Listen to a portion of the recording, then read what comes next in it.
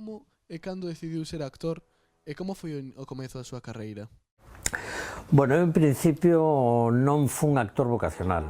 De pequeno non sabía o que quería ser de maior. E, bueno, na miña casa querían que fixese unhas oposicións, a Correos, a Telefónica, que fose mestre como a miña irmá.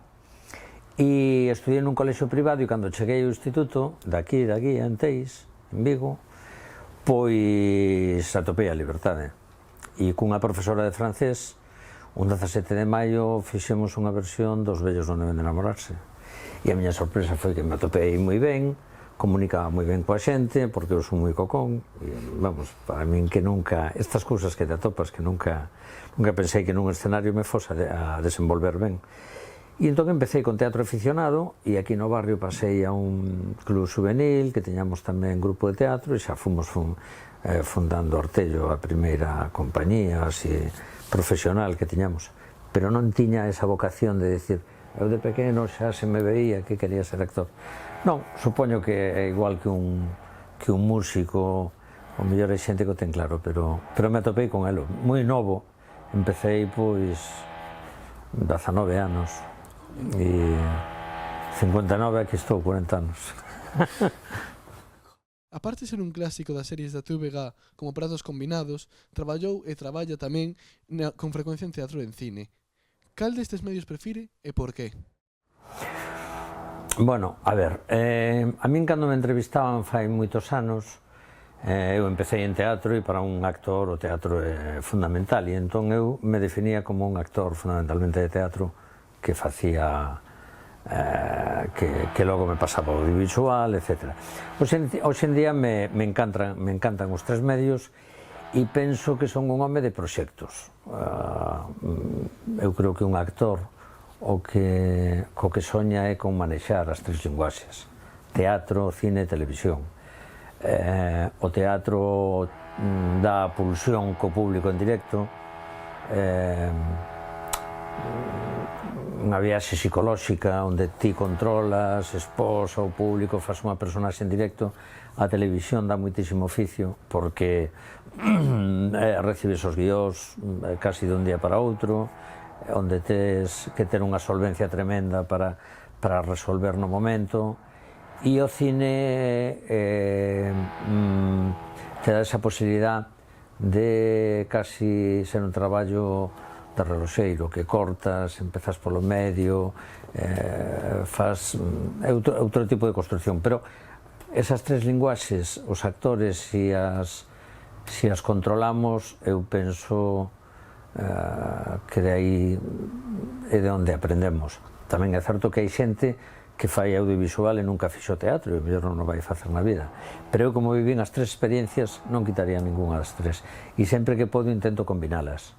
Con menos asiduidade fago teatro, pero ainda acabo de facer a Leituga, e o audiovisual chega un momento que encabalgas unhas cousas con outras, pero procuro facer un oco para o teatro, sobre todo porque eu, por exemplo, a mí me gusta o fútbol, eu son celtista, pois eu comparo como se un xogador, no meu caso, non entrenase, non? Entón, de vez en cando está moi ben volver a ter o público en directo e sentir esa adrenalina que é moi especial, non? Pasando a algo máis específico, a nosa sección do xornal céntrase no narcotráfico, tema principal da serie de Fariña, na que vostede interpreta a Manuel Charlín, capo importante do contrabando da droga na ría de Arousa. Como preparou e que lle foi máis difícil a hora de meterse nese personaxe? Bueno, foi un traballo divertido, foi un placer tremendo, porque eu xa coñecía tamén a Carlos Edes, coñecía o equipo, traballei con actores xa moi coñecidos, se creou unha gran familia. Eu coñecía perfectamente a historia de Fariña. Cando todo isto pasou, a Operación Nécora, eu tiña 20 anos. A mí me pillou no que se chamaba a movida viguesa. E recordo os titulares, recordo todo. Digamos que eu vivía a noite en Vigo e entón recordo toda aquela explosión da Nécora, do que era o narcotráfico, do Winston de Batea, porque eran os mismos, é dicir, eu fumei Winston de contrabando, como todo o mundo en Galicia, é dicir, todo me era moi familiar. Cando souben que iban facer Fariña, pois peguei unha chamada e dixo, vaya proxecto. Eu sabía que podía ser un éxito tremendo, igual que cando vin que facían a Esmorga, decía, bueno, tremendo que fagan a versión audiovisual daquela novela. Pois neste caso, leválo a unha serie, e provei para un par de personaxes e eu sabía que o meu parecido físicamente podería ser con Charlín. Non o coñecín a él, non quixen investigar demasiado, porque xa tiña moitos datos, e ao fin e ao cabo nunha serie construes un personaxe cos datos reales, porque hai vídeos, etcétera, etcétera, pero co que escriben no guión. Eu creo que si todos os de Fariña, os que estivemos na serie, fixésemos a nosa Fariña particular, porque todo o mundo ten coñecemento delo e algo que todo o mundo sabe, pois eu creo que sería unha serie con 1000 linguaxes. Entón me deixei guiar por Carlos fenomenalmente, porque é un gran director e cercano. Non intentei imitar nada de Charlín, si que fixen un acercamento físico a él, porque tiña demais posibilidades, e nun principio me decían, bueno, da calva, como eran 6 meses, pois ala ti, por si che sale algo, tampouco hai que facelo. E eu recordo que lle decía ao produtor, hai que facelo, e isto ten que ser así, porque se vai montar unha historia paralela á serie que vai ser tan potente como a propia serie, e así foi. Eu creo que moi ben levada a cabo, porque ao final da serie eran as imaxes dos personaxes mezclados cos individuos de verdade, e o parecido, o espírito, a mí me poñía un pouquiño os pelos de punta. Eu, en moitas entrevistas, me decían, como chegaches a facer Charlín? E eu decía, roubeille a alma. E a verdade é que eu vin moitas fotos, e tiven unha carpeta de fotos que llas deixei en maquillaxe e tal. Me fixei moito na mirada, nas cellas caídas, nesa mirada triste que ten Charlín, ao mesmo tempo que é un tipo tremendo de carácter e perigoso. Bueno, perigoso. Eu, cando fago entrevistas sobre Fariña, xa procuro non entrar moito na vida deles, porque está clarísimo, non?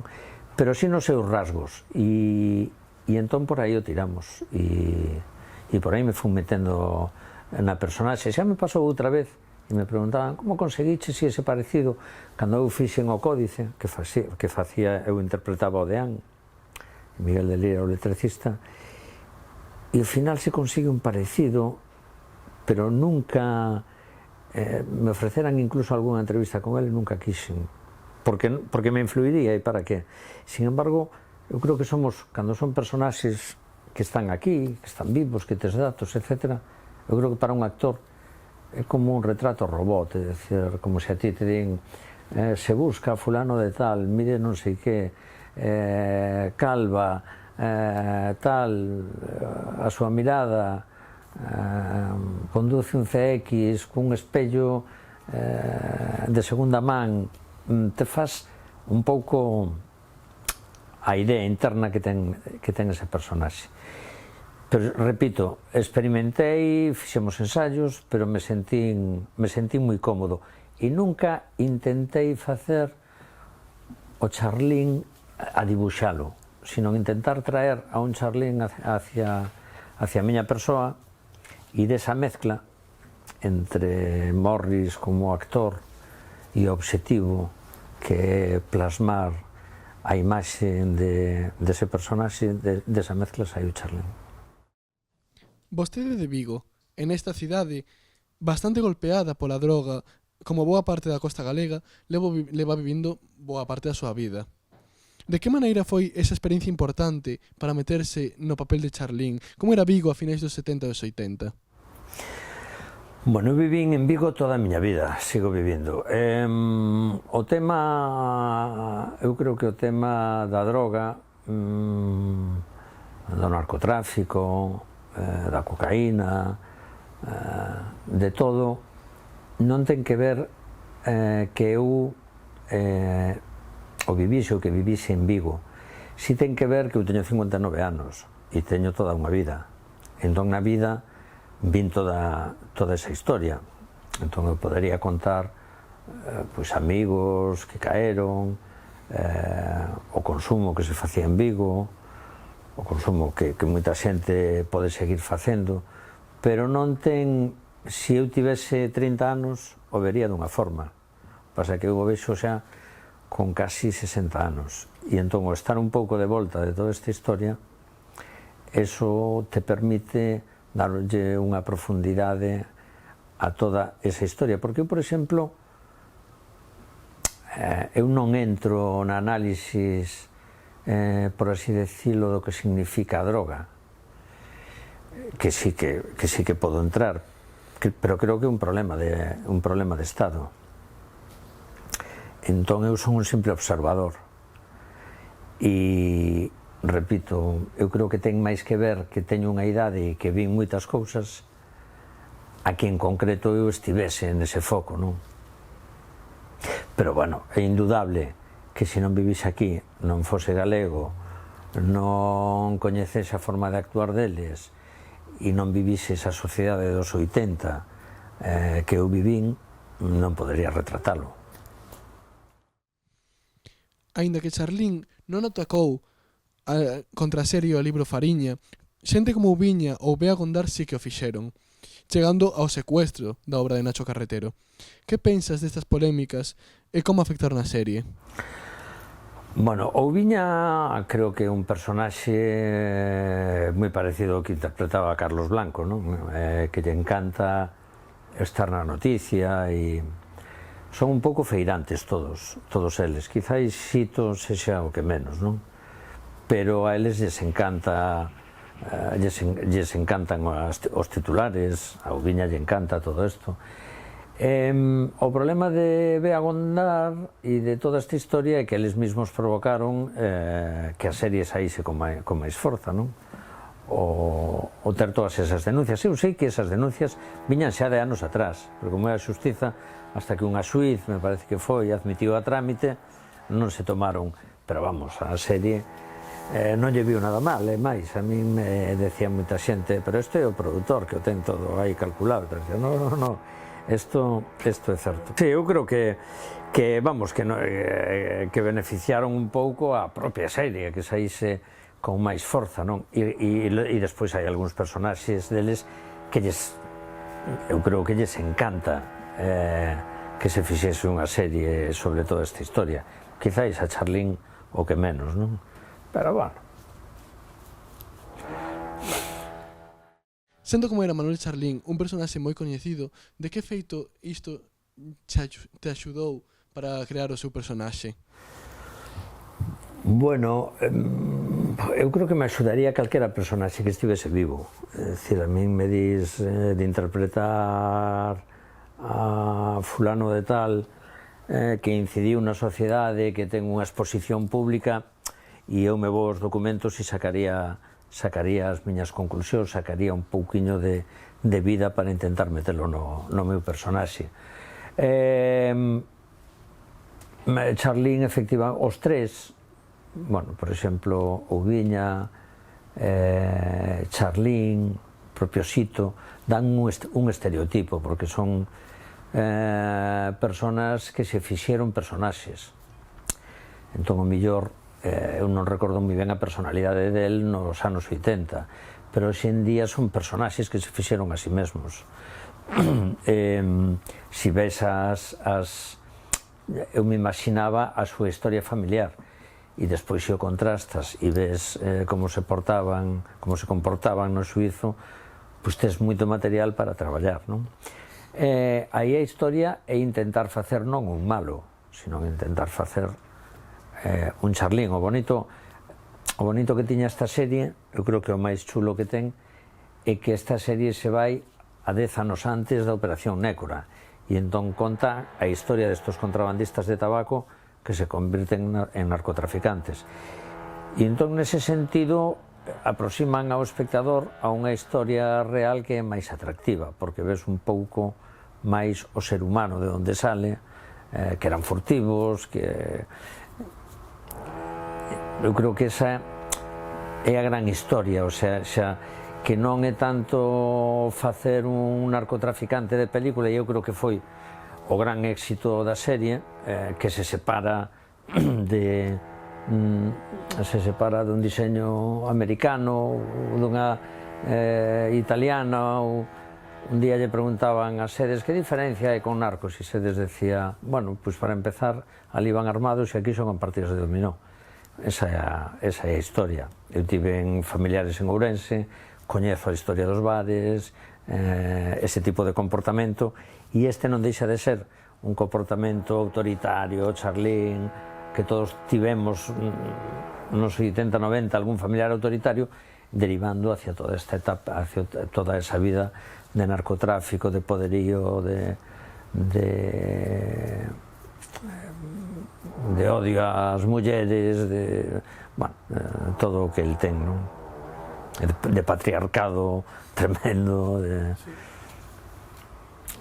misóxino, o sea, sacas moitas historias, pero bueno, eu creo que hai moitísima xente así, porque o que tiven que sacar dese personaxe para facelo é un pouco unha forma de ser crible, porque se non houvese feito un dibuixo dun malo, que houvese quedado ben, houvese funcionado, pero non calaría tanto, non?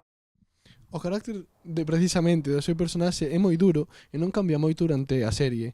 De que xeito foi complicado buscar matices diferentes para a interpretación e non quedarse nun nome mal encarado e violento?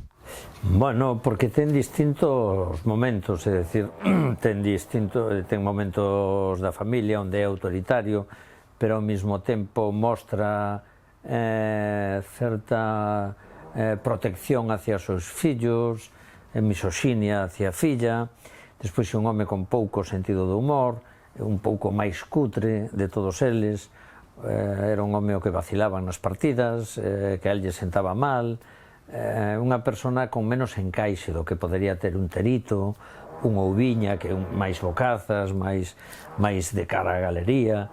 Entón, eu como me imaginei e non investiguei demasiado, pero vin cousas del na súa vida, este tipo introvertido de cara adentro, que non conta as cousas, autoritario, era moi significativo, por exemplo, no seu caso, que el non facía ningunha ostentación de vida, de coches, sí que se comprou tamén un chalé, pero hasta certa incultura, porque máis que os demais, que todos teñen un nivel. El desfixo, me parece que desfixo a súa casa por dentro, que pertenecía a patrimonio, para poñela bonita, non? Son formas, este é un personaxe bastante primario en sí, incluso hoxe en día saíron imágenes e como se comporta el queda en evidencia. É un tío, vamos, eu recoñezo a media sociedade nese carácter, sin que media sociedade de aquí sexa narcotraficante, sino o que é o carácter. Eu dentro de Fariña, Charlín, o meto dentro da Galicia profunda, e os outros non. Non ten nada que ver un Terito, un home que tiña que ver coa clase política, cunha certa dignidade, no mundo do contrabando, etcétera, etcétera. Eu creo que Charlín era un tipo, ademais, en Fariña se mostra un pouco así, atrevido, inconsciente, se xogaron a vida os da súa familia, porque se creía capaz de enganar a calquera.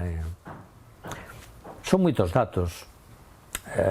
Tiven datos da conserveira, falei con xente que o coñeceu, me imagino tamén, de aí eso tamén dá pé un pouco os comportamentos del, salen secuencias na conserveira, é unha relación distinta coas traballadoras, que na casa, que coa muller, que coa filla, que cos fillos. Entón, se intenta sacar un pouquiño as atmósferas de todos esos momentos, te dá un Charlín, ese Charlín. Nesa época houbo moi pouca xente que lle fixera fronte aos narcos como Carmen Avendaño e as familias dos moitos afectados pola chegada masiva de droga. Que pensa do papel das nais que loitaron contra o narcotráfico, como foi a propia Avendaño? Bueno, eu a coñezo personalmente. Eu creo que o papel delas é importantísimo. Creo que se vamos ao fondo da cuestión, eu creo que cada vez que aparece en calquera sitio do mundo a palabra nais en contra de, a historia cambia. Naquel momento creo que era moi difícil. Eu non coñecín a historia dos fillos. Era difícil porque toda a sociedade estaba un pouco comprada unha directamente e outra para que mirasen para outro lado. Eles metían moita riqueza e Carmen tuvo atrevimento incluso de meter a Érguete por ali, en Vila García, etcétera, etcétera. Naquel momento era impensable. Claro, o seu testimonio e a súa forza valeu un pouco para que o fiscal, ela empuxou todo isto. Estaba o sarxento que había ali, me parece, aunque sale na serie, pero ela foi ela se entrevistou con persoeiros como Fraga. Ela levou un pouco máis alá toda a historia no sentido íntimo e personal e organizou as madres. Claro, eso é incontestable. O sea, é a dignidade do ser humano, non? Outra historia, vamos aquí, que nos contamos a historia de Fariña, da Operación Nécora. Outra historia sería saber, pensar como se puido chegar ata ese sitio, non? É dicir, eu creo que Nacho Carretero decía algún día nunha entrevista, é o retrato dun narcopaís. E entón, eso ten que estar na memoria colectiva e algún día se sacarán conclusións, pero sigue sendo un pouquiño así. O comportamento delictivo aquí, se non te afecta, pois sempre cando de beneficios a xente mira para outro lado, non? Ata que chegaron elas, e eran os seus fillos. Entón, eso foi un paso definitivo, vamos. Entón, por que pensa que o papel destas mulleres é menor na serie Fariña, coa excepción da filla do propio Charlín, ou do momento que as mulleres substitúen aos homes porque se teñen que marchar? Bueno, porque é lógico, porque eles fan un retrato dos 80 aos 90 e ela ao principio non estaba, é dicir, este é un retrato coral dos narcos, pero coral, porque tampouco entran nas familias demasiado. Entón, ela entra no momento que ten que entrar, no 86, 87, capítulo 6, e despois de aí para adiante o seu papel é fundamental, non tanto pola calidade como pola serie de sucesos que se van producindo, e así foi. E claro, Fariña non, a serie eu creo que non intenta retratar a historia do problema da droga, senón intenta retratar un momento histórico e como se chegou a ese momento con respecto aos responsables deso, que eran os narcos, que era esa empresa que había de contrabandeos que tiñan a cooperativa e que foi degenerando no narcotráfico. Entón todo está visto a través deles e incluso está máis visto a través da vida do propio Sito, que é o elemento principal, que dos outros. Entón a filla de Charlín ten importancia, Esther Lago ten importancia, todos teñen importancia, pero non teñen importancia, eu creo que con respecto se son as mulleres ou homes, é que a propia época eran as mulleres e entón nese relato ocupan o seu sitio, e Carmen Avendaño tamén, por suposto. E cal diría que foi o momento da rodaxe que máis recorda? Bueno, foi moi bonita toda a rodaxe, porque foi un verano sin estar nun plató, ao aire libre, pola costa. Houve unha semana moi intensa para min de rodar 10 días, que foron os 10 días da Casa dos Charlines, porque aí hai secuencias moi duras, violentas, humillantes, cos meus fillos, e entón darlle un pouco de verdade a eso non era fácil, era complicado. Despois esta serie que ten moitos momentos moi bonitos. O máis complicado que había nesta serie era un problema, era a propia concentración, porque tú nun plató, unha vez que o tes iluminado, que sabes que se fan, que está posta en escena, que poden cambiar unhas secuencias a outras, se poden facer máis ou menos rápido, pero que aquí cambiábamos cada día, porque claro, estos son escenarios naturales todos, e entón nunha casa, na Casa dos Charlines, non eran espacios habilitados, entón cambiar desta habitación a sala de arriba, pois era moi complicado, e eran tempos moi acotados, porque había que deixar os espacios. Non vivín as noites, pero o máis bonito que recordo desa rodaxe é un pouco todo o equipo, a familia que se creou. Hoxe en día temos un chat que segue funcionando, pero como se estivese grabando hoxe en día. Ademais, Fariña levantou, como éramos actores que traballábamos case todos aquí, que tiñamos a nosa historia, Fariña, eu creo que había unha ilusión especial e un pudor especial por mostrarlle a xente do resto do Estado a nosa forma de facer, poñendo un pouco de acento, pero sin facer unha parodia. Era a primeira vez que facíamos eso. Entón, eso foi un privilexio tremendo. E se contaxiaba a ilusión que había, se contaxiaba, hai moitísima calidade, moitísimo rigor. Eu creo que casi nadie fai por facer. Está todo tan cuidado, desde a imaxe hasta a interpretación. Fomos un equipo unido. E poucas veces se dá algo así, non? De todos os papéis que ten interpretado, que tipo de especial interpretar a alguén como Manuel Charlín, coa carga que ten na historia recente de Galicia? De que xeito foi diferente de outros personaxes como Antón Santos en Pratos Combinados, ou calquera outro que teña interpretado en moitas películas e series? Ben, Antón Santos é unha sitcom, unha comedia de situación, entón hai que poñerlle moita enerxía e é unha comedia. Nesta serie en Fariña, a Charlín e os demais personaxes hai que poñerlles a mirada, non tanto a enerxía nas palabras como o que eles transmiten. Entón, esa é a gran diferencia. Fariña se parece un pouco máis ao cine, sendo unha serie de televisión, está casi toda feita a unha cámara, a 2 cámaras como moito. Eu moitas veces digo que, neste caso parece o contrario, pero que en televisión se colleu a manía de ensinar todo, e entón tes 3 cámaras, multicámara, e todo ve, en Pratos Combinados, pinchas aquí, vas a un inserto, todo se ve.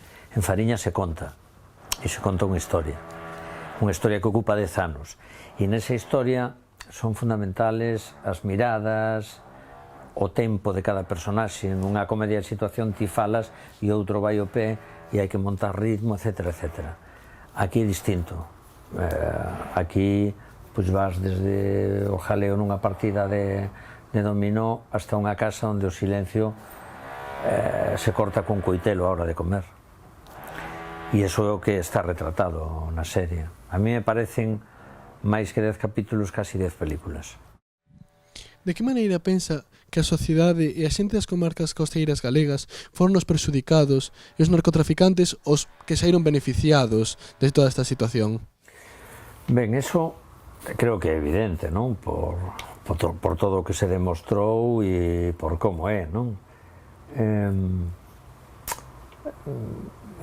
Con respecto á costa,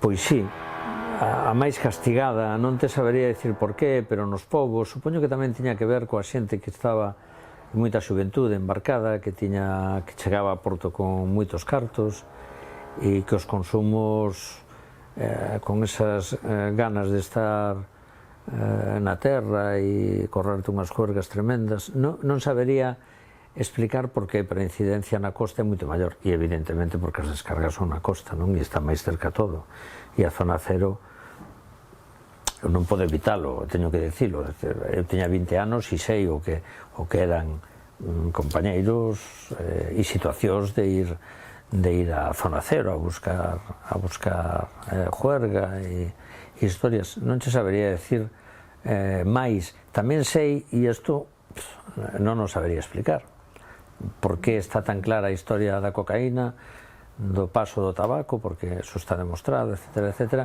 e a mí se me escapa esa historia da heroína, e como todo o mundo teño unha edade e teño amigos que caeron, pero non sei por onde entrou, non sei, o sea, hai certas partes da historia que quedan aínda ocultas, e cando se fala das drogas, no seu momento se falaba do tabaco, da cocaína, etcétera, etcétera, pero tamén era un concepto do Estado con respecto ás drogas, non? Eu creo que as drogas existen e van a existir sempre, e eu creo que a chave de todo eso vai na ter o Estado, e na medida non sacaría ningunha conclusión, pero creo que vai ser un problema ao longo da historia, non? E que xa o foi. Quizáis a forma de descargalo daquela forma era como máis pintoresca, máis cinematográfica, porque eran as lanchas, era de noite, apagaban a luz, o pobo miraba para outro lado, entón era unha situación increíble. Eu sigo vendo as noticias, eu sigo vivindo en Vigo, e aquí salen incautan toneladas que veñen en contenedores, metidas dentro do granito, o sea, unhas formas de transporte que te quedas impresionado. E iso que hai, eu creo que Fariña é un retrato dunha época, e un retrato que nos tocou a moita xente, porque nos toca casi sentimentalmente. Por exemplo, a mí pos-Fariña, unido coa música que poñían, era a música que eu escoitaba na rúa, e eu coñecía a todos os grupos que sonaban e era amigo deles, e entón hai un algo de todo eso que dis, sí, foi así, e eu o vivín de outra forma. Agora, tamén te diría, se hoxe en día me colle unha situación con 20 anos, posiblemente cando chegue aos 59, que é o meu caso agora, a percepción non sería a mesma, non? Pero sí que hai algo que nos transportou a esa época, a toda Galicia. Desde a estética, a forma de falar, os comportamentos, estaba como todo moi cuidado. E eu creo que aí radica o 80% do éxito, do calado que tivo Fariña, non? E de que forma cree que participar en Fariña axudoulle a coñecer máis acerca do narcotráfico en Galicia? É que eu creo que despois de gravar Fariña sei o mismo que sabía, e ademais é curioso, porque eso só pasa con Fariña, é dicir, a mí me paran cando se emitía, vamos, non se podía nin camiñar pola rúa, pero calquera persona que me pare en Galicia ou en Vigo sabía máis que a min sobre a historia do contrabando, do narcotráfico e de Fariña. É dicir, é un concepto onde todo o mundo parece que o coñece todo, pero non sabemos nada. E non me axudou a coñecer máis. Sí que me axudou a irme coa miña mirada a fai 20 anos, e entón eso para min foi un déjà vu simpático, porque eu vestín esa mesma roupa, entón cando me vin con os pantalóns acampanados, coa estética, claro, e teño moitos amigos que me veían a foto miña como Charlín e decían, joder, eres igual ao meu pai, ao meu avó, a miña tía. Digo, claro, non, eu tamén os teño e estiven iguales. Entón é como un viaxe hacia unha época que o mellor a xente máis nova que había en Fariña non a viviu, pero eu sí. Pero non sei máis, e teño as mesmas dúbidas. Pois entón, rematando, Fariña segue o éxito de varias series de narcotraficantes como Narcos ou Gomorra. Que pensas da polémica que di que non é moi ético converter a personaxes como Sito Miñanco en héroes como Robin Hood? Bueno, isto é difícil de explicar. Eu creo que a Fariña non convirte a eses personaxes en héroes. Convertiu o cine americano Al Capone en héroes? Pode ser, pero os malos sempre atraen. E esta historia oscura, tremenda, eu creo que a mente se nos vai continuamente para os personaxes que manexan as historias. Entón, evidentemente, te vas hacia aí. O caso de Sito, eu polo que vivín na zona e non entro a xudgar a ninguén, sigue tendo moi boa prensa. No caso de Charlín non, porque é máis mal encarado, etcétera, etcétera. Eu creo que é imposible que se ti fas unha serie, unha película sobre tales personaxes, se triunfa esa serie, non te sintas atraído por eles, porque se seguiches foi porque seguiches os protagonistas. Entón eu creo que Fariña non convirte en héroes a estes tíos, nin siquiera a Sito. Eu creo que os espectadores convirten a historia de Fariña nunha historia de éxito. E entón, a partir de aí,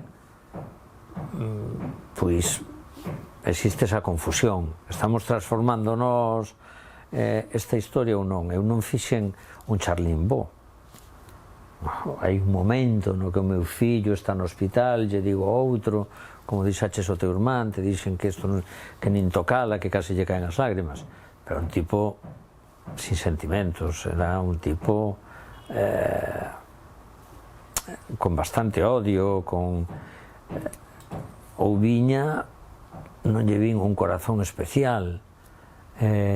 Quizáis a persona máis íntegra dentro da pouca integridade que tiñan todos era Terito, pero tampouco a xente se queda especialmente con el. Eu sinceramente creo que non, creo que eso pasa con todo, é dicir, na historia de Calígula te quedas con Calígula e non te quedas co opositor, e eso é un pouco o perverso que temos sempre, que eso non quere decir que ti te sintas atraído e foses facer ou obrar como obran eles, non? Eu creo que esa historia cambiou, que hoxe en día os chavales xa non din quero ser narcotraficante ou contrabandista como o meu pai. E despois, que é unha época anterior e que iras ou non, se te vas a esa época te sintes un pouco reflexado e eu non escoitei ese razonamento, pero nunca lle escoitei a nadie decirme que claramente os defendemos, pero sí que os escoitei como enunciados. Bueno, e que pensades vos? Porque non sei que, porque Fariña, porque tamén existen este enunciado de joder, que Galicia non é un país de narcotraficantes porque aquí se filma, porque aquí non sei que. Bueno, sempre que fas algo é polémico. Agora, son historias de aquí tamén. Este tipo de personaxes tan curiosos e tan esperpénticos son os da Galicia. O sea, poderíamos coller un personaxe narcotraficante, non sei, colombiano, italiano, etcétera, etcétera, e ningún se comportaría como Charlín ou como Ouviña cando lle di o xuíz está casado por segunda vez, si señor, non hai dúas en tres.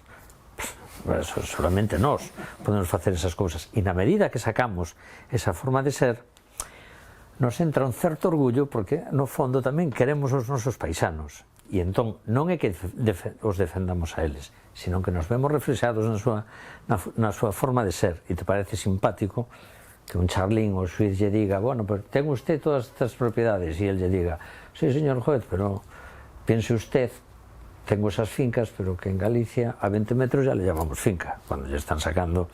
Es decir, pero eso sigue pasando aquí. Podemos ver a un paisano e podemos ver a un pobre desgraciado casi disfrazado dando unha versión de que él... E eso son cousas que nos atraen porque tamén queremos este país. E eu creo que dun país forma parte todo, o bo e o malo. E entón, neste sentido, pois a xente seguiu a historia da Operación Nécora e de todos estes tipos, porque o que máis e o que menos tivo que ver con eles. E se non foi directamente, foi por outra cuestión. E aí estamos. E xa por último, para rematar, que leccións pensa que deberíamos sacar a xente xoven de unha serie como Fariña, de unha personaxe real como Manuel Charlín? Bueno, eu creo que a conclusión ten que ser inevitablemente que a vida hai que gañala a pulso, co traballo, e non se trata de poderíamos falar de corrupción de todo tipo, neste caso é moito máis evidente porque son drogas, pero creo que é un comportamento totalmente ilícito, insolidario, perseguible, delincuente e todos os calificativos que se lle podan poñer. Que no retrato te podes botar unha risa, sí, pero tamén te podes botar unhas risas con calquera animal que sale por Galicia e te chega a facer gracia como fai as cousas. Tamén nos causou moita gracia.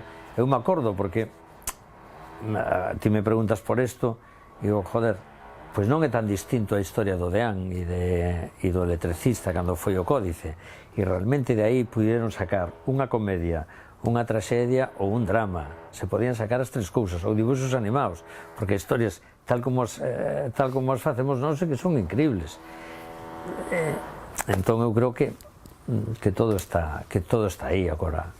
A conclusión da xente nova é vivir a vida coa maior limpieza posible, disfrutala e non estar dependendo de nada.